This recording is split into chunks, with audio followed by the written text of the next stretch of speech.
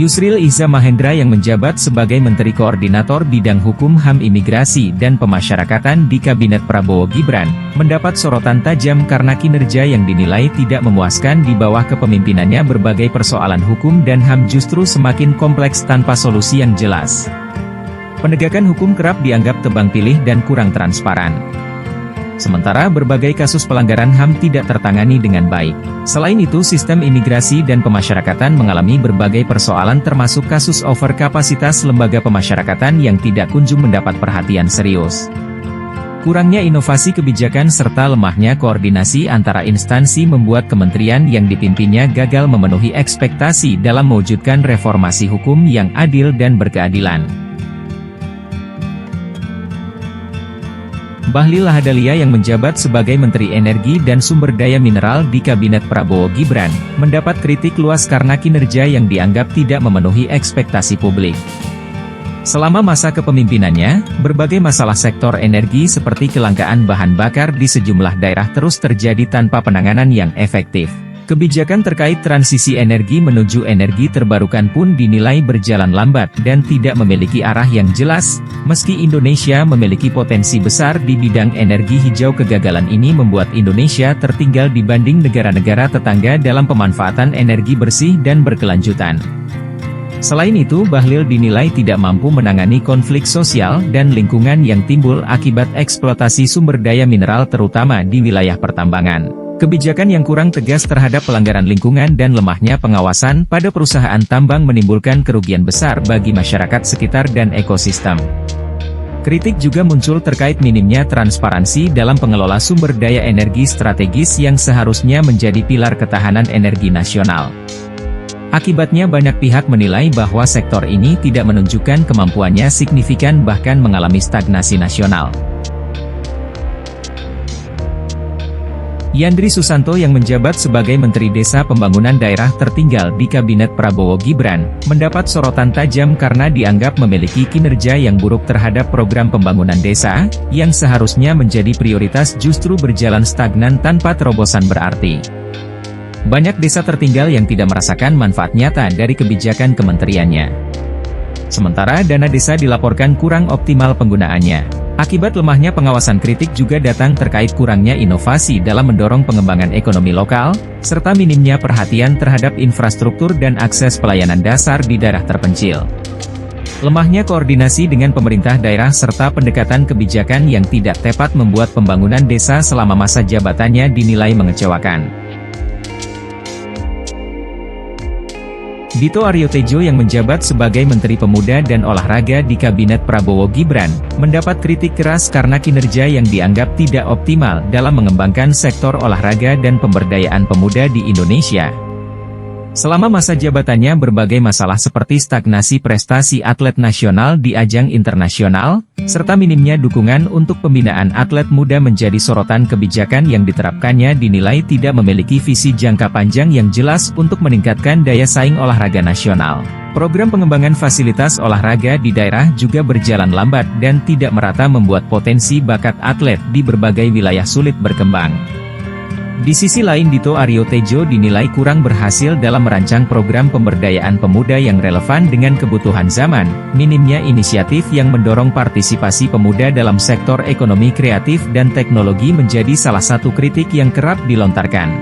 Selain itu, komunikasi yang kurang efektif dengan komunitas pemuda dan organisasi olahraga membuat kementeriannya terkesan kurang responsif terhadap aspirasi masyarakat.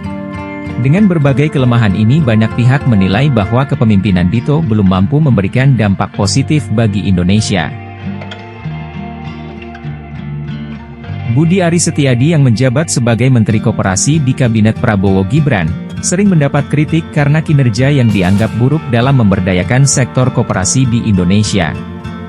Dalam masa jabatannya, Budi Ari terkesan kesulitan dalam merumuskan kebijakan yang dapat memajukan sektor koperasi yang sangat membutuhkan dukungan, terutama di tengah krisis ekonomi dan pandemis. Banyak pengamat menilai bahwa kebijakan yang diambilnya kurang inovatif dan tidak cukup konkret untuk menghadapi tantangan yang dihadapi oleh pelaku usaha mikro dan kecil.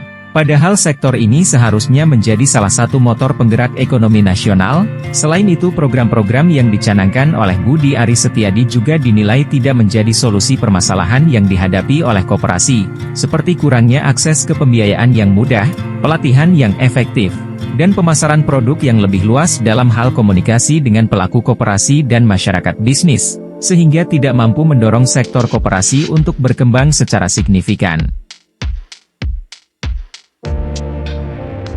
Raja Juli Antoni yang menjabat sebagai Menteri Kehutanan di Kabinet Prabowo Gibran, menuai kritik tajam karena kinerja yang dianggap buruk dalam menjaga kelestarian hutan Indonesia.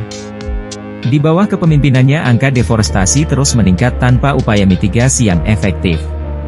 Kebijakan yang diterapkan sering dianggap lebih berpihak pada kepentingan industri daripada pelestarian lingkungan, sehingga menyebabkan kerusakan ekosistem yang semakin parah.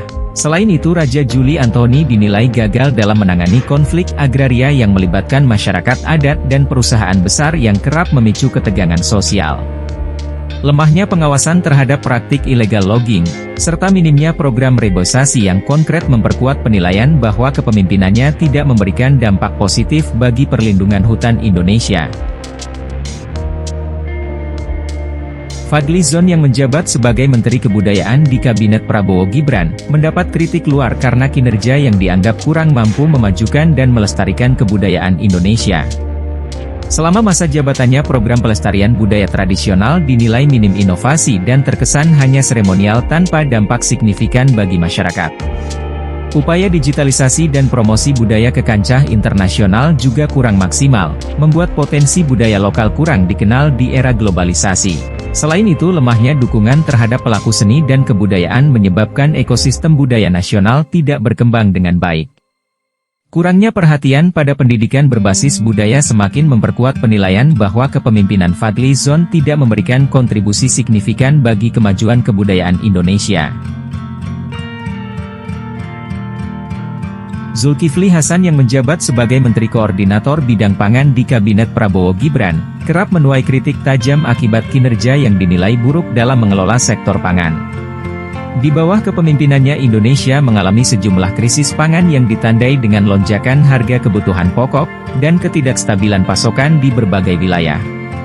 Kebijakan impor pangan yang diterapkannya dianggap tidak strategis dan malah merugikan petani lokal yang kesulitan bersaing dengan harga produk impor. Selain itu, langkah-langkah antisipasi terhadap ancaman perubahan iklim terhadap produksi pangan dinilai kurang baik, sehingga ketahanan pangan nasional yang menjadi program Prabowo Gibran belum terlaksana. Natalius Pigai yang menjabat sebagai Menteri HAM di Kabinet Prabowo Gibran, mendapat sorotan tajam karena kinerja yang dianggap kurang efektif. Sebagai menteri yang seharusnya memimpin reformasi dan perlindungan hak asasi manusia, dinilai gagal mengatasi sejumlah pintu HAM yang mendesak, termasuk masalah kebebasan berpendapat, perlindungan minoritas, serta penanganan konflik sosial. Kritikan juga datang dari berbagai pihak karena video yang lebih banyak terlibat dalam politik praktis, daripada memberi solusi konkret terkait isu-isu HAM yang seharusnya menjadi fokus utama kementeriannya. Dalam banyak kesempatan ia dinilai tidak mampu mengeluarkan kebijakan yang jelas dan progresif yang menyebabkan ketidakpuasan di kalangan masyarakat dan pengamat HAM. Yusril Iza Mahendra yang menjabat sebagai Menteri Koordinator Bidang Hukum HAM Imigrasi dan Pemasyarakatan di Kabinet Prabowo Gibran, mendapat sorotan tajam karena kinerja yang dinilai tidak memuaskan. Di bawah kepemimpinannya, berbagai persoalan hukum dan HAM justru semakin kompleks tanpa solusi yang jelas. Penegakan hukum kerap dianggap tebang pilih dan kurang transparan. Sementara berbagai kasus pelanggaran HAM tidak tertangani dengan baik. Selain itu, sistem imigrasi dan pemasyarakatan mengalami berbagai persoalan termasuk kasus overkapasitas lembaga pemasyarakatan yang tidak kunjung mendapat perhatian serius. Kurangnya inovasi kebijakan serta lemahnya koordinasi antara instansi membuat kementerian yang dipimpinnya gagal memenuhi ekspektasi dalam mewujudkan reformasi hukum yang adil dan berkeadilan.